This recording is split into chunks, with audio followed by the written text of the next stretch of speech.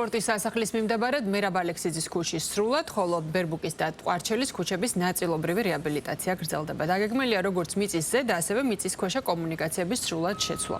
პროექტის ფარგლებში სამივე ქუჩაზე მოეწყობა ტროტუარი, დამონტაჟდება გარეგანათების სისტემა და ზებრა გადასასვლელები დაიხაზება. მოწესრიგდება საპარკინგო სივრცეები, რეაბილიტაციის დასრულება იგეგმება ოქტომბერში. იყო ძალიან მძიმე მდგომარეობა, პირველი მიწისქვეშა კომუნიკაციები სრულად ამორტიზირებული, გაუბედურებული, იმის გამო, რომ არ არსებობდა ნორმალური კომუნიკაციები, ხალხს სარდაფები და ავტოსადგომების უწყლით ეტბორებოდა. ყველა კომუნიკაცია, რაც არსებობდა მიწის ქვემოთ, იქნება მთლიანად განახლებული.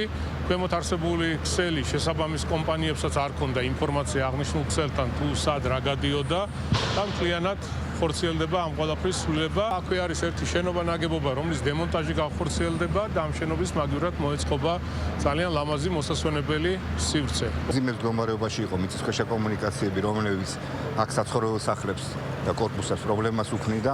პროექტის ფარგლებში მთლიანად იცვლება მიწისქვეშა კომუნიკაციები, წყალი, კანალიზაცია, ასევე ყველა სახაერო კაბელი განთავსდება მიწისქვეშ, მოეწყო სანიაღვრე ქსელი და მოეწყობა განათების ახალი სისტემა და მოეწყობა ტროტუარები, რა თქმა უნდა, რომელიც იქნება ადაპტირებული.